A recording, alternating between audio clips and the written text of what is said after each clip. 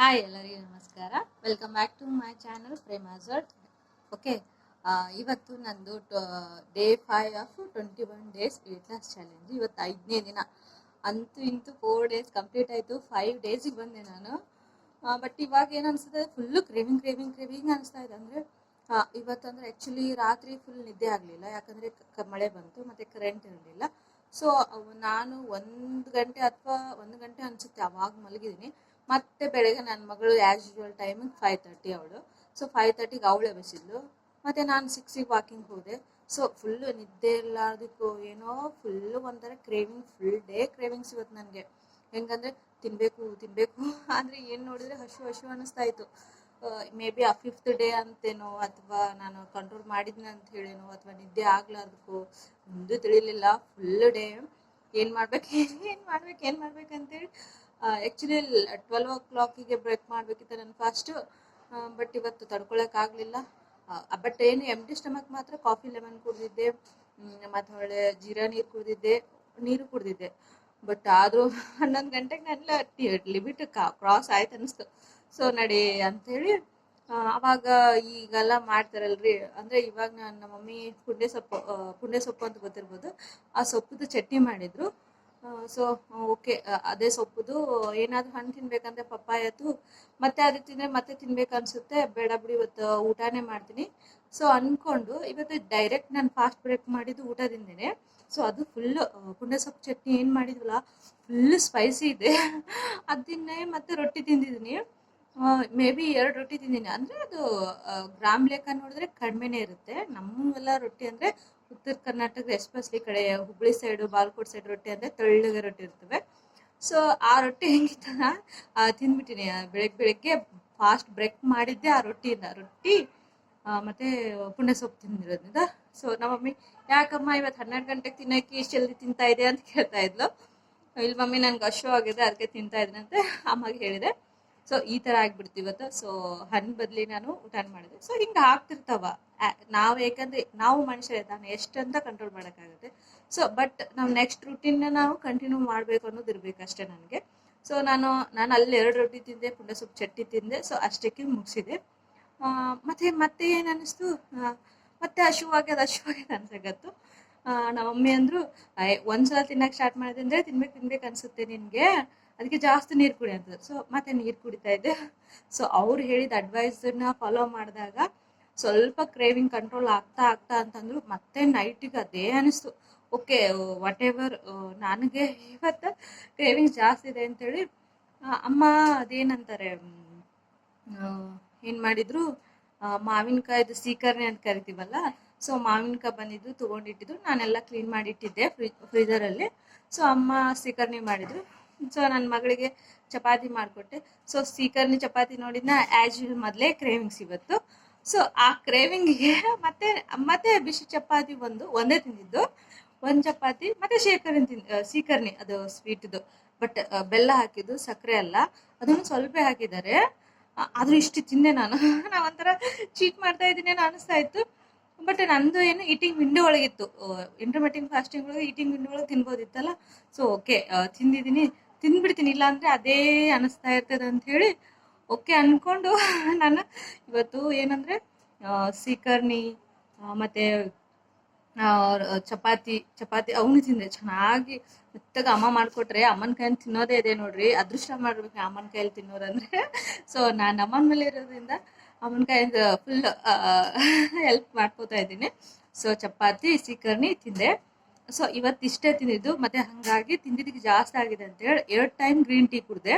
So ಅದನ್ನ ಎಷ್ಟು ಸಲ ಕುಡಿದೆ, ಯಾವ ಥರ ಕುಡಿದೆ ಅಂದರೆ ಕುಡಿದಿದ್ದು ನಾನು ಹಾಕ್ತೀನಿ. ಸೊ ಈ ಥರ ನಾವು ಡಿಟಾಕ್ಸನ್ನು ಮಾಡ್ಕೋಬೇಕು. ಈ ಥರ ಕ್ರೇವಿಂಗ್ಸ್ ಆಗ್ತಾ ಇರೋದು ಉದ್ದೇಶ ಏನಂದರೆ ಹೇಳೋದು, cravings is common for every one. Okay, cravings ಆಗೋದು ಕಾಮನ್. ಯಾವಾಗ ನಾವು ರಿಸ್ಟ್ರಿಕ್ಟೆಡ್ ಡಯಟ್ ಅಂತ ಮಾಡ್ಕೊಳಕ್ಕೆ ಹೋಗ್ತೀವಿ ಅಂದರೆ ಒಂದಿಷ್ಟು ದಿನ ಗ್ಯಾಪ್ ಇಟ್ಕೊಂಡು ಬಂದು ಫುಲ್ ಈಗ ಇಂಟರ್ಮಿಟೆಂಟ್ ಫಾಸ್ಟಿಂಗ್ ಅಂದರೆ ನಾನು 12 ಗಂಟೆಗೆ ತಿಂತೀನಿ, 7 ಗಂಟೆಯೊಳಗೆ ತಿಂತೀನಿ ಅನ್ನೋದು ಯಾವಾಗ ನಮ್ಮ ಮಮ್ಮಿ ಹಾಕ್ತಿಲ್ಲ. ಮೈಂಡ್ ಗೇಮ್ ಅಂತಾರೆ, ಆ ಥರ ಮೈಂಡ್ ಗೇಮ್ ಆಗಿ ಈ ಥರ ಆಗ್ಬೋದು. ಸೊ ಇವತ್ತು ನಾನು ಹೇಗೆ ಮ್ಯಾನೇಜ್ ಮಾಡಿಕೊಂಡೆ ಅನ್ನೋದು ನಿಮ್ಗೆ ಹೇಳಿದೆ ನಾನು. ಸೊ ಯಾವ್ಯಾವ ಎಕ್ಸಸೈಸ್ ಮಾಡಿದೆ, ಹೇಗೆ ಮೂಡಿತ್ತು ಇವತ್ತು ಆ್ಯಕ್ಚುಲಿ ಹೇಳ್ತೀನಿ. ಮಾರ್ನಿಂಗ್ ಅಂತೂ ಹೆಂಗಂದರೆ ಅವ್ರು ಕರೆಕ್ಟ್ ಬಂದಾರ ಅಂತ ಜೊತಾಡ್ಕೊತ ಹೋಗಿದ್ದೀನಿ ನಾನು. ಏನೋ ಹೋಗ್ಬೇಕಲ್ಲಪ್ಪ, ಅಷ್ಟು ಒಂಥರ ನಿದ್ದೆ ಆಗಲಿಲ್ಲ ಅಂದರೆ ಇಷ್ಟು ಎಫೆಕ್ಟ್ ಆಗುತ್ತಾ ಅಂತ ಗೊತ್ತಿದ್ದೇ ಇರಲಿಲ್ಲ ನನಗೆ. ಸೊ ಅದನ್ನು ತಿಂದೆ. ಬಟ್ ಏನಂದರೆ ಜಾಸ್ತಿ ಕ್ರೇವಿಂಗ್ಸ್ ಆದಾಗ ಹೆಚ್ಚು ನೀರು ಕುಡಿಬೇಕು. ಅದ್ರದ್ದೊಂದು ವಿಡಿಯೋ ಇದೆ, ನಾನು ಎಂಡ್ ಕಾರ್ಡಲ್ಲಿ ಹಾಕ್ತೀನಿ. ಕ್ರೇವಿಂಗ್ಸ್ ನೀರು ಜಾಸ್ತಿ ಕುಡಿಬೇಕು, ಆ ಪ್ಲೇಸ್ನ ಅವಾಯ್ಡ್ ಮಾಡಬೇಕು, ಆ ಥರ ಪ್ರತಿಯೊಂದನ್ನು ಮಾಡಿದ್ದೀನಿ ನಾನು, ಮಾಡಿಲ್ಲ ಅಂತಲ್ಲ. ಬಟ್ ಆದರೂ ಆದಾಗ ನಾವು ಏನು ಮಾಡೋಕ್ಕಾಗಲ್ಲ. ಸೊ ಈ ಥರ ತಿಂದು ಇಷ್ಟು ತಿನ್ನೋದ್ರಲ್ಲಿ ಇಷ್ಟು ತಿನ್ನೋದಷ್ಟೇ. ಸೊ ಆ ಥರ ನಾನು ಅಷ್ಟು ತಿನ್ನೋದ್ರಲ್ಲಿ ಇಷ್ಟು ತಿಂದು ನಾನು ಕ್ರೇವಿಂಗ್ ಕಂಟ್ರೋಲ್ ಮಾಡಿ ಇವತ್ತಿನ ಡೇ ನಾನು ಮುಗಿಸಿದೆ. ಓಕೆ, ಯಾವ್ಯಾವ ಥರ ಎಕ್ಸಸೈಸ್ ಮಾಡಿದೆ, ಏನೇನು ಮಾಡಿದೆ ಅಂತ ಮುಂದೆ ಹೇಳ್ತೀನಿ. ಸೊ ಪ್ಲೀಸ್ ಲಾಸ್ಟ್ವರೆಗೂ ಕೊನೆ ತನಕ ನೋಡಿ. ನೋಡಿ, ಫುಲ್ಲು ಡಲ್ಲಲ್ಲಿದ್ದೀನಲ್ಲ, ಇದಿಷ್ಟು ಎಕ್ಸಸೈಸ್ ಮಾಡಿದೆ ನಾನು. ಎಲ್ಲನೂ 20-30 ರಿಪಿಟೇಷನ್ನು ಅಂತಿರ್ತಾರೆ. ಏನು ದೊಡ್ಡ ಕೆಲಸ, ಯಾರು ಹಡಿಲಾರ್ದೆ ಏನು ಮಕ್ಕಳು ಹಡ್ದಿರಾ ನೀವು? ಒಂದು ಮಗುಗೆ ಹಿಂಗೆ ಮಾಡ್ತೀರಾ? ನಾವೆಲ್ಲ 10-12 ಮಕ್ಕಳು ಹಡ್ದು ಸಾಕಿದ್ವಿ, ಈ ಥರ ಎಲ್ಲ ಅಂದಿರ್ತಾರೆ. ಬಟ್ ನಿಜ ಹೇಳಬೇಕಂದ್ರೆ ನೋಡಿ, ಆಗಿನ ಕಾಲದ ಎನರ್ಜಿ, ಆಗಿನ ಕಾಲದ ಕೆಪಾಸಿಟಿ, ಅಷ್ಟು ಸ್ಟ್ರೆಂತು ಇದ್ದಷ್ಟು ಈಗಿನ ನಮ್ಮಲ್ಲಿಲ್ಲ. ಆ ಥರ ಫುಡ್ಡು ಇಲ್ಲ, ಆ ಥರ ಲೈಫ್ ಸ್ಟೈಲು ಇಲ್ಲ. ಸೊ ಅವರಷ್ಟು ಕೆಪಾಸಿಟಿ ನಮಗಿಲ್ಲ ಮೇಂಟೈನ್ ಮಾಡೋದಾಗಲಿ, ಆ ಥರ ಮಾಡೋದು. ನಮ್ಗೆ ಈ ಒಂದು ಮಕ್ಕಳೇ ಒಂದು 10 ಜನಕ್ಕೆ ಮೇಂಟೈನ್ ಮಾಡ್ದಂಗೆ ಆಗುತ್ತೆ. ಅಷ್ಟು ಸತಾಯಿಸ್ತಿರ್ತಾರೆ ಅವರು. ಇಷ್ಟಂತಂದರೆ ಅಷ್ಟು. ನನ್ನ ಮಗಳಂತೂ ಇದ್ದಾಳೆ, ಆಟನೂ ಆಡ್ತಾಳೆ, ಆದರೆ ಸತಾಯಿಸೂ ಅಷ್ಟೇ ಸತಾಯಿಸ್ತಾಳೆ. ಅವಳಿಗೆ ಜಾಸ್ತಿ ಮುದ್ದು ಮಾಡಬೇಕು, ಮುದ್ದು ಮಾಡಿದ್ರೆ ಅಷ್ಟೇ ಮಾತು ಕೇಳೋದು. ಅಥವಾ ನಾನು ಏಟು ಹಾಕ್ತೀನಿ, ಸಿಟ್ಟು ಮಾಡಿದರೂ ಸಹ ಅಳ್ತಾಳೆ ಕರೆ, ಬಟ್ ಯಾವತ್ತೂ ಆ ಆಟ ಬಿಡೋದಿಲ್ಲ. ಸೊ ಈ ಥರ ನಾನು ಅವಳನ್ನ ಹೀಗೆ ಮಾಡ್ತಿರ್ತೀನಿ. ಯಾವಾಗಲೂ ಸ್ವಲ್ಪ ಮುದ್ದು ಜಾಸ್ತಿ ಮಾಡಿ ಅವಳಿಗೆ ಚೆನ್ನಾಗಿ ಸ್ಲೋ ಆಗಿ ಹೇಳಿಕೊಟ್ರೆ ಓಕೆ ಮಮ್ಮಿ ಅಂದು ಮಾಡ್ತಾಳೆ ಅವಳು. ಅಷ್ಟು ಹಠ ಮಾಡಿದ್ದಾಳೆ. ಅಂಥದ್ರಲ್ಲಿ ಅವಳಿಗೆ ನಿನ್ನೆ ಏನಾಗ್ಬಿಟ್ಟಿದೆ, ಫುಲ್ ಇಲ್ಲೆಲ್ಲ ಆಟ ಆಡಿ ಆಡಿ ಸುಸ್ತಾಗಿರ್ತದೆ. ಸೊ ವಾಕಿಂಗ್ ಸಹ ಬರ್ತಾಳಲ್ಲ ನಮ್ಮ ಜೊತೆ, ಹಿಂಗೆ ಸುಸ್ತಾಗಿದ್ರೆ ಹೇಳೋದೇ ಇಲ್ಲ, ಕಿರಿಕಿರಿ ಮಾಡ್ತಾಳೆ, ಕಾಲು ನೋಯ್ತದ, ಈ ಥರ ಮಕ್ಕಳಿಗೆ. ಸೊ ಇದು ಬೆಸ್ಟಾ ನಾವು ವಾಕ್ ಮಾಡಿಸೋದು ಮಕ್ಕಳಿಗೆ? ಬಟ್ ಒಂದು ಪ್ರಕಾರ ನೋಡಿದ್ರೆ ಮಕ್ಕಳಿಗೆ ವಾಕ್ ಮಾಡಿಸೋದು ಬೆಸ್ಟು. ಇದರಿಂದ ಏನಾಗುತ್ತೆ, ಅವ್ರಿಗೆ ಸೊ ಊಟ ಮಾಡೋದು ಚೆನ್ನಾಗಿ ಡೈಜೆಷನು ಆಗುತ್ತೆ, ಊಟ ಮೈಗೆ ಹತ್ತಿತ್ತಂತೆ, ಸೊ ಆ್ಯಕ್ಟಿವ್ ಇರ್ತಾರೆ. ಸೊ ನಾನು ಹೀಗಾಗಿ ಅವಳನ್ನ ಎಲ್ಲದ್ರಲ್ಲೂ ಇನ್ವಾಲ್ವ್ ಮಾಡ್ತಿರ್ತೀನಿ. ಸೊ ಇದೇ ಇಷ್ಟು ನಾನು ಮಾಡೋದು. ಎಕ್ಸಸೈಸು ನನಗೆ ಎಷ್ಟು ಸಾಧ್ಯನೇ ಅಷ್ಟೇ ಮಾಡೋದು. ಸೊ ನೋಡ್ಬೋದು ಯಾವ ಥರ ಎಕ್ಸಸೈಸ್ ಮಾಡ್ತೀನಿ ಅಂತೇಳಿ. ಇವರೆಲ್ಲನೂ ನನ್ನ ಜೊತೆ ಡೈಲಿ ಬರ್ತಾರೆ ವಾಕಿಂಗ್ಗೆ, ಎಕ್ಸಸೈಸ್ಗೆ. ಒಂದಿನ ಮಿಸ್ ಆದರೂ ಪರವಾಗಿಲ್ಲ, ಒಟ್ಟಿನಲ್ಲಿ ನನ್ನ ಜರ್ನಿ ನೆಕ್ಸ್ಟ್ ಡೇ ಕಂಟಿನ್ಯೂ ಇರಬೇಕಂತ ಮಾಡ್ತಾಯಿದ್ದೀನಿ. ಇನ್ನೊಂದು ಕೆಲವೊಬ್ರು ಅಂತಿರ್ತಾರೆ, ಏನಂತಂದರೆ ತಮ್ಮ ಲೈಫಲ್ಲಿ ಏನು ನಡೀತದೋ ಅಂತ ಯೋಚನೆ ಮಾಡಲ್ಲ, ಇನ್ನೊಬ್ಬರ ಲೈಫ್ ಬಗ್ಗೆನೇ ಯೋಚನೆ. ಹೆಂಗಂದರೆ ಏನು ಇದೆಲ್ಲ ಮಾಡ್ತಾಳೆ, ಏನು ದೊಡ್ಡದು ಮಾಡಿಬಿಡ್ತಾಳೆ ಬಿಡು, ಅಥವಾ ಸುಮ್ಮನೆ ಕೂತ್ರೆ ಸುಮ್ಮನೆ ಕುಂತಾಳೆ ಅಂತಾರೆ, ಅಥವಾ ಏನಾದರೂ ಒಂದು ಮಾಡ್ತಾಯಿದ್ರೆ ಏನು ಮಾಡ್ತಾಳೋ ಏನೋ ಅಂತಾರೆ. ಓಕೆ ಬಿಡು, ನಮ್ಮ ಲೈಫಲ್ಲಿ ನಾವು ಚೆನ್ನಾಗಿರ್ತೀವಿ ಅಂದರೆ ಬರೀ ಕಿಡ್ಡಿ ಹಚ್ಚೋದು. ಅಂದರೆ ಏನಂದರೆ ಹೆಣ್ಮಕ್ಳು ಇದ್ದಾರೆ ನೋಡಿ, ಇದು ಹೆಂಗಂದರೆ ಭಾಳ ಜನ ತಾವು ಹೊಟ್ಟೆ ಗಂಡ ಹೆಂಡ್ತಿನ ಚೆನ್ನಾಗಿ ಇರೋಕ್ಕೆ ಬಿಡಲ್ಲ ಇವು ಜನ. ತಮ್ಮ ಸಂಸಾರ ನೋಡ್ಕೊಂಡು ತಾವು ಇರ್ಬೋದಲ್ಲ, ಬರೀ ಇನ್ನೊಬ್ಬರ ಲೈಫಲ್ಲಿ ಕಿಡ್ಡಿ ಆಡಿಸೋದೇ ಜನ. ಈ ಥರ ಅಲ್ವಾ? ಈ ಥರ ಜನಕ್ಕೆ ಏನು ಹೇಳಬೇಕೇನೋ ಗೊತ್ತಾಗೋದಿಲ್ಲ.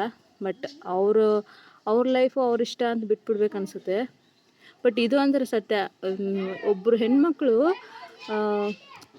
ಹೆಣ್ಮಕ್ಳಂತಲ್ಲ, ಯಾರಿಗೂ ಇಷ್ಟು ವಜ್ಜೆ ಆಗಿಬಾರ್ದಂತೆ. ಏನಂದರೆ ಯಾವಾಗ ಇವರು ಮುಕ್ತಿ ಹೊಂಟಾರಪ್ಪ ಅಂದೇ ನಮ್ಮ ಜೀವನ ಚೆನ್ನಾಗಿರ್ತದೆ ಅನ್ನೋ ಲೆವೆಲಿಗೆ ಹೋಗಬಾರ್ದಂತೆ. ಸೊ ಆ ವರ್ಡ್ ಅನ್ಬಾರ್ದು, ನಾನು ಅನಿಸ್ತದೆ ಕೆಲವೊಮ್ಮೆ ಅನ್ಬಾರ್ದು ಅಂತೇಳಿ. ಬಟ್ ಆ ಪರಿಸ್ಥಿತಿಗೆ ನಮ್ಗೆ ತಂದುಬಿಟ್ಟಿರ್ತಾರೆ ಅವರಲ್ವಾ, ಹೌದಲ್ವಾ? ಸೊ ಈ ಥರ ನಮ್ಮ ಫ್ರೆಂಡ್ ಹೇಳಿದ್ಲು ಈ ಥರ ಹೀಗೆ ಅಂಥೇಳಿ. ಅವ್ರ ಮನೇಲಿ ಭಾಳ ಕಿರಿಕಿರಿ ಮಾಡ್ತಿರ್ತಾಳಂತೆ. ಸೊ ನಮಗೆ ಅವಳಂತಾಳೆ, ಸೊ ಇವ್ರು ಇಲ್ಲ ಅಂತ ಯಾವಾಗ ನಾ ಕೇಳ್ತೀನಿ ನೋಡಿ ಸುದ್ದಿ, ಅವಾಗೇ ನನ್ನ ಲೈಫ್ ಚೆನ್ನಾಗಿರುತ್ತೆ ಅಂತ ಅನಿಸ್ತದ ಅಂಥೇಳಿ ಅಂತಾಳೆ ಅವಳು. ಸೊ ಅಂದರೆ ಅಷ್ಟ್ರ ಮಟ್ಟಿಗೆ ಅವ್ಳಿಗೆ ಎಷ್ಟಾದರೂ ಮನ್ಸಿಗೆ ನೋವು ಮಾಡೋ ಅಷ್ಟು ಹಿಂಸೆ ಮಾಡಿರ್ಬೇಕಲ್ವ. ಸೊ ಈ ಥರ ಜಗತ್ತಲ್ಲಿ ಭಾಳ ಇರುತ್ತೆ. ಬಟ್ ಕೆಲವೊಬ್ರು ಹಂಚ್ಕೋತಾರೆ, ಕೆಲವೊಬ್ರು ಹಂಚ್ಕೋತಾ ಇಲ್ಲ. ಬಟ್ ಏನಂದರೆ ನಮ್ಮ ಸ್ಟ್ಯಾಂಡ್ ನಾವು ನಿಂದಿರ್ಬೇಕು ಅಷ್ಟೇ ಅಲ್ವಾ, ಯಾರೇನು ಮಾಡೋಕ್ಕಾಗಲ್ಲ. ಸೊ ಯಾವುದಾಗಲಿ ಏನಾಗಲಿ ಲೆಟ್ಸ್ ಮೂವ್ ಆನ್. ಏನೇ ಆಗಲಿ ಒಟ್ಟಿನಲ್ಲಿ ರೆಡಿ ಸ್ಟಾರ್ಟ್ ಇರಬೇಕು. ಸೊ ಯಾವುದಕ್ಕಾದ್ರೂ ಒಂದು ಕಡೆ ಫೋಕಸ್ ಕೊಡಬೇಕು. ಈ ಥರ ಲೈಫಲ್ಲಿ ಭಾಳ ಜನಕ್ಕೆ ಪ್ರಾಬ್ಲಮ್ಸ್ ಇರ್ತವೆ. ಮುಂದ್ಗಡೆ ನಕ್ಕೋತಿದ್ರೆ ಎಲ್ಲ ಚೆನ್ನಾಗೇ ಇರುತ್ತೆ ಅಂತಲ್ಲ, ಎಲ್ಲ ಕೆಲವೊಮ್ಮೆ ಹಿಂದ್ಗಡೆ ಪ್ರಾಬ್ಲಮ್ಸು ಇರುತ್ತವೆ. ಸೊ ಹಿಂಗಂತ ಇರೋದಿಲ್ಲ. ಸೊ ನಾವು ಯಾವಾಗ್ಲೂ ಅದರ ಆ ಪಾಡಿಗೆ ಬಿಟ್ಟು ನಾವು ಮೂವ್ ಆಗ್ತಾ ಇರಬೇಕು ಅಷ್ಟೇ. ನಾನು ಫ್ರೆಂಡಿಗೆ ಹೇಳಿದ್ದು ನಾನು ಅದೇ, ಎಲ್ಲದಕ್ಕೂ ಒಂದು ಟೈಮ್ ಅಂತ ಬರುತ್ತೆ. ದೇವರೊಬ್ಬರು ಇದ್ದಾನೆ ಅಂದರೆ ಅದಕ್ಕೆ ಅಂತೆ ಅಂತೂ ಇದ್ದೇ ಇರುತ್ತೆ. ಸೊ ನೋಡ್ಕೊಳ್ಳೋರು ನೋಡ್ಕೊತಿರ್ತಾನೆ. ನಮ್ಮ ಕೈಲಿ ಏನಿದೆ ಒಳ್ಳೆ ಕೆಲಸ ಮಾಡೋದು, ನಾವು ಒಳ್ಳೆ ಕೆಲಸ ಮಾಡ್ಕೊತ ಹೋಗೋಣ. ಅದು ಉಳಿದಿದ್ದೆಲ್ಲ ಅವನ ಮೇಲೆ ಬಿಟ್ಟಿದ್ದು ಅಂಥೇಳಿ ಪಾಪ ಖುಷಿ ಆದಳು. ಸೊ ಹೀಗೆ ಪಾಪ ಅವಳು ಈ ಥರ ನನ್ನ ಜೊತೆ ಮಾತಾಡ್ಕೋತಾ ಈ ಥರ ಒಬ್ರಿಗೊಬ್ರು ಫೀಲಿಂಗ್ಸ್ ಹೇಳ್ಕೋತಾ ಫ್ರೆಂಡ್ಲಿ ಆಗಿರ್ತೀವಿ. ಸೊ ಅವಳು ನನ್ನ ಕೇಳಿ ಈ ಥರನೇ ಎಕ್ಸಸೈಸ್ ಮಾಡಿ ಪಾಪ ಅವಳು 10 kg ವೇಟ್ ರಿಡ್ಯೂಸ್ ಮಾಡಿದಾಳೆ. ಸೊ ಈಗ ನೀವು ಹೆಂಗೆ ಮಾಡ್ತಾಯಿದ್ರೆ, ನಾನು ಹೆಂಗೆ ಮಾಡ್ತಾಯಿದ್ರೆ ಅಂತ ಯಾವಾಗಲೂ ನಾವಿಬ್ಬರು ಫ್ರೆಂಡ್ಸ್ ಶೇರ್ ಮಾಡ್ಕೋತಾ ಇರ್ತೀವಿ. ನೀವು ಎಲ್ಲ ಈ ಥರ ನಿಮ್ಮ ಫ್ರೆಂಡ್ಸಲ್ಲಿ ಶೇರ್ ಮಾಡ್ಕೋತೀರಾ ಅಂತೇಳಿ ಕಮೆಂಟ್ ಮಾಡಿ. ಓಕೆ, ಇದಿಷ್ಟಾಗಿತ್ತು ಇವತ್ತು ಎಕ್ಸಸೈಸು, ಇದು ಮಾತುಗಳು. ಮತ್ತು ಮಾರ್ನಿಂಗ್ ನಾನು ಡಿಟಾಕ್ಸ್ ಅದೇನು ಹೇಳಿದ್ನಲ್ಲ, ಗ್ರೀನ್ ಟೀ ಕುಡಿದಿದ್ದೆ, ಮತ್ತು ಕಾಫಿ ಲೆಮನ್ನು ಕುಡಿದಿದ್ದೆ, ಅದನ್ನು ತೊಗೊಂಡಿಲ್ಲ ಕ್ಲಿಪ್ಪು. ಮತ್ತು ಪುಂಡೆ ಸೊಪ್ಪು ಚಟ್ನಿ ಮತ್ತು ರೊಟ್ಟಿ ನೋಡಿ, ಮೆಣಸಿನ್ಕಾಯಿ. ಇದಂದರೂ ಸೂಪರ್, ಹಳ್ಳಿ ಸ್ಟೈಲಲ್ಲಂತೂ ಭಾಳ ಚೆನ್ನಾಗಿರ್ತದೆ. ಮತ್ತು ಚಪಾತಿ, ಮತ್ತು ಇದೇನಂತೀವಿ ಸೀಕರ್ಣಿ, ಮಾವಿನಕಾಯಿ ಶಿಕರ್ಣಿ ತಿಂದೆ, ಒಂದೇ ಚಪಾತಿ. ಓಕೆ, ನಿಮಗೆ ಫುಲ್ ವಿಡಿಯೋ ಇಷ್ಟ ಆಗಿತ್ತು ಅನ್ಕೋತೀನಿ. ಓಕೆ, ಹೀಗೆ ಯಾರಾದರೂ ಇವಾಗ ಸಮ್ಮರ್ ಸ್ಪೆಷಲ್ಲು ಮ್ಯಾಂಗೋ ಸೀಕರ್ಣಿ ಮಾಡಿದರೆ ಕಮೆಂಟ್ ಮಾಡಿ. ಯಾರೆಲ್ಲ ಬೇರೆಯವ್ರಿಗೆ ನೀವೆಲ್ಲ ಹೇಗೆ ಈ ಥರ ಕ್ರೇವಿಂಗ್ಸ್ ಬಂದರೆ ಕಂಟ್ರೋಲ್ ಮಾಡ್ಕೋತೀರಾ, ಹಸುವನ್ನ ಕಂಟ್ರೋಲ್ ಮಾಡ್ಕೋತೀರಾ ಅಂತ ಕಮೆಂಟ್ ಮಾಡಿ. ನನಗೂ ಏನಾದರೂ ಸಜೆಷನ್ ಹೇಳೋದಿದ್ರೆ ಹೇಳಿ ಪ್ಲೀಸ್. ಓಕೆ, ಹಾಗೆ ನೆಕ್ಸ್ಟ್ ಡೇಗೆ ಫಾಲೋ ಮಾಡಿ, ಸಬ್ಸ್ಕ್ರೈಬ್ ಮಾಡಿ. ಸಬ್ಸ್ಕ್ರೈಬ್ ಮಾಡದೆ ನೋಡ್ತಾ ಇದ್ದೀರಾ, ಭಾಳ ಜನ ನೋಡ್ತಾ ಇದ್ದೀರಾ, ಬಟ್ ಪ್ಲೀಸ್ ಸಬ್ಸ್ಕ್ರೈಬ್ ಮಾಡಿ, ಹೆಲ್ಪ್ ಮಾಡಿ, ಎಲ್ಲರಿಗೂ ಹೆಲ್ಪ್ ಆಗುತ್ತಲ್ವಾ. Okay, please subscribe and thank you. Next ಬ್ಲಾಗಲ್ಲಿ ಸಿಗೋಣ. ಬಾಯ್.